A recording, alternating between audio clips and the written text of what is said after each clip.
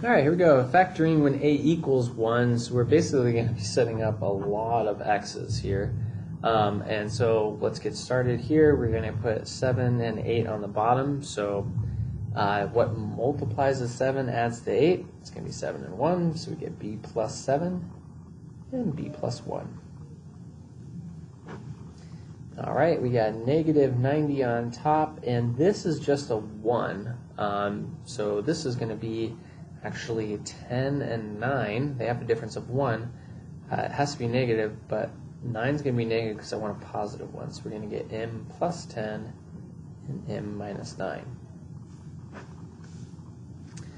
All right, and 9 and negative 10, that's going to be 9 times 1 adds to negative 10, but they both have to be negative because negative times a negative makes a positive, but negative and a negative add together to make something more negative.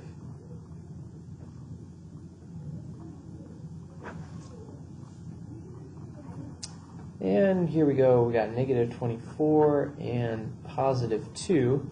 And so we're going to go with 6 and 4 on this one. Negative up here, so one of these has to be negative. I want a positive 2, so the 4 is going to be our negative piece.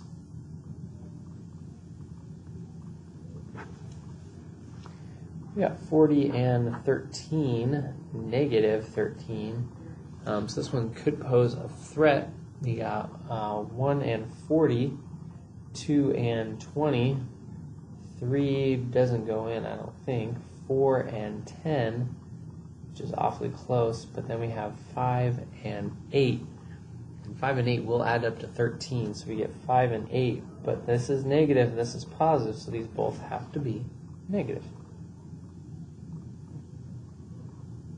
Oops, that's a K, not bad.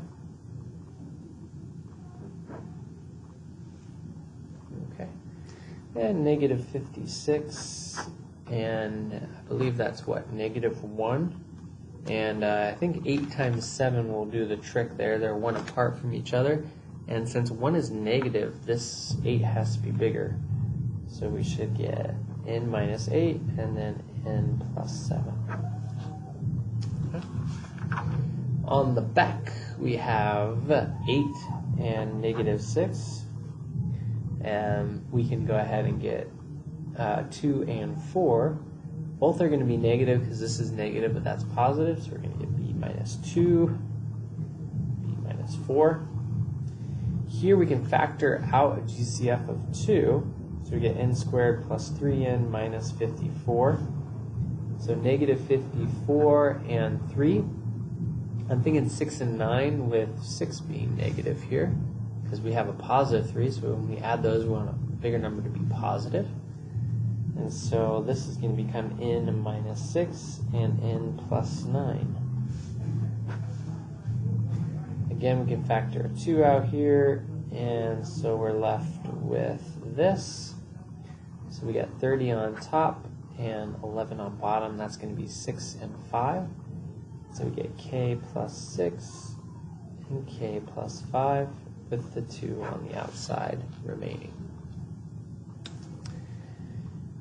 10 and 11 is going to be 1 times 10, and that is about as easy as we can do.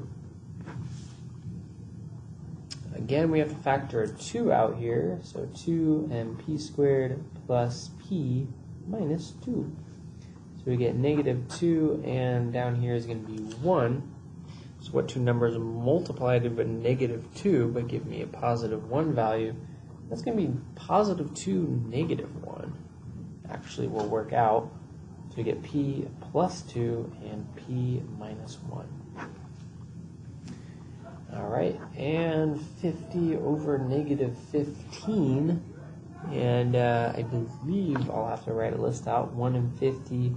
2 and 25, I'm thinking 5 goes into this 10 times, and that's my 15 right there.